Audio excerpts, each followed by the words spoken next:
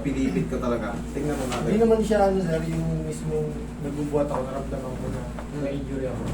Kinabukasan. Dito yan. Pag itong portion na to, pag pinirat ko to at umaray siya, tennis elbow. Okay, wala. Sa taas. O, hindi tennis elbow. Alam niyo no, pag tennis elbow, pag hindi. Nakuha niya raw sa pag-gym. Nakakapagbuhat pa naman ako, kaya lang may nararamdaman ako na ano. Okay, nakuha niya sa pag-gym. Ngayon, Ngayon, sir, yung nag-ano ko, dips ako eh. Pag Dips ka? binuhat ko yung sarili. sige.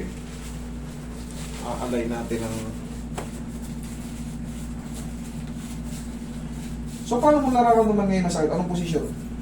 Pag halimbawa magbubuhat ako ng dumbbell, kaya pag naliligo ako, nararamdaman ko rin siya. Hindi naman siya masakit na masakit. Sige. Kaya nag-stop muna ako mag-gym ng mahigit sa linggo. Relax lang.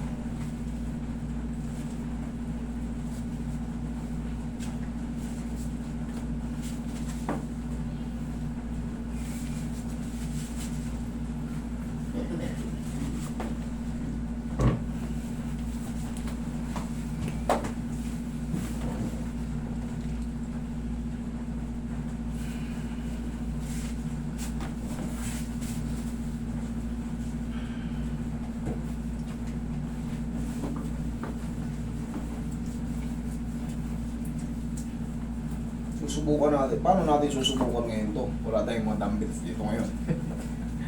Yan eh. Pag Ito naman ang- na-stretch siya na ano, may nararamdaman ako masakit. Pag nai-stretch, sige, susubukan mo. Ito naman ang nakakaramdam sa sarili mo na yan. Titingnan natin kung paano. Nakakabuhat pa naman po, kaya lang ano. May talagang something Hindi na ako nakakaiba. maka-heavy na ano. Kasi kaka 3 months pa lang natin. Masisira kasi ang momentum mo rito sa pag-gym eh. Opo. Nagsisimula ka pa lang, bigla ka nang patitigilin na ano, tataba ka na naman ulit.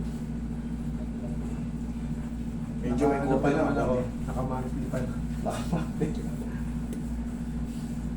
Ayusin natin. Dati na rin ako sir na. Anong galing na rito? Oo. Ah, okay. Tagal na rin po yun. Nag-stop kasi ako basketball eh, nag-gym muna ako. Na-enjoy naman sa Injury ka naman. gym. Sa basketball, hindi na-enjoy. Check mo nga, idol. Stretch mo. Ayun nga, oh. Kahit yung push-up lang, bigyan mo ng Sa bigat. push-up, di naman po masakit. Paano siyang ano? Sige. Sa doon lang talaga. Sige. Ito, iangat mo nga to. Tingnan natin. Sige. Dito lang kasi banda eh. Ngayon, tingnan mo. Wala na o ano. Para malaman natin kasi may mas Kaya maganda. mag-ganyan, may konti ako nararamdaman. May konti. Higa ka. Ay, upo. Upo. Dito po banda eh, kasi pag pinakapa ako may masakit sa... Ito, dito. Opo. Kailangan kasi testing para wala nang balikan. Nararamdaman ko rin yung buto eh, parang may... Yan.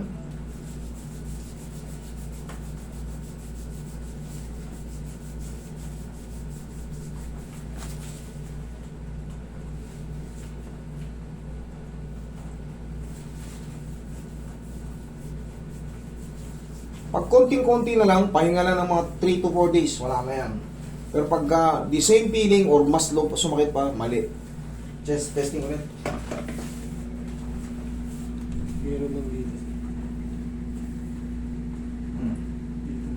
Dito banda, pahingin pang poroy. Dito, ito, to. Sa ano eh, basta sa loob lang. Ito. Dito. Sa muscle, wala naman eh. Sa muscle, wala. Dito talaga sa junction. Okay, sige. Alayin pa natin ng konti. Pitikin pa.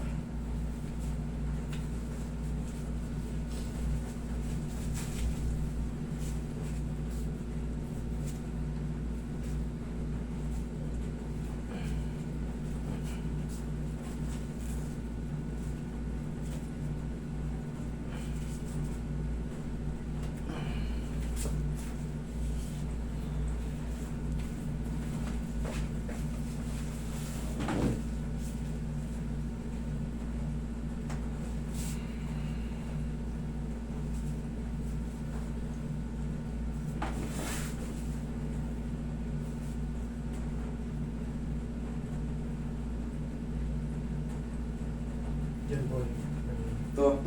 Oh, ganyan. Ito. Oh, dyan po banda. Ito sa mismong buto. Ito. Kaya yun. Meron medyo. Ito.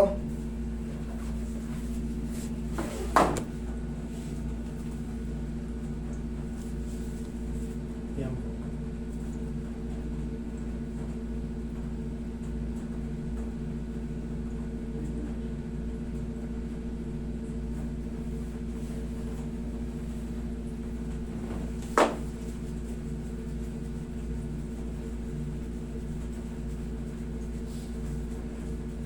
Sa mismong pinakaulo ng buto.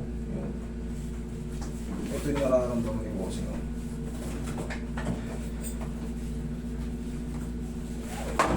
Hindi naman siya masakit na masakit. Hindi siya masakit na masakit. Ito.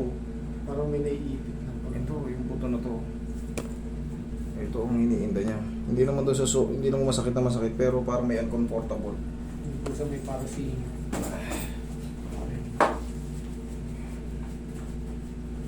Massage lang natin.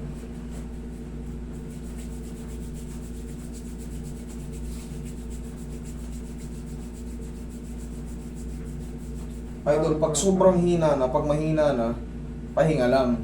Kasi hindi siya dislocate eh. Oh. Ano mo siya? Buhat pa po ako naman. Nakakabuhat ka pa rin. Ngayon, ang gagawin natin, observation. Observation.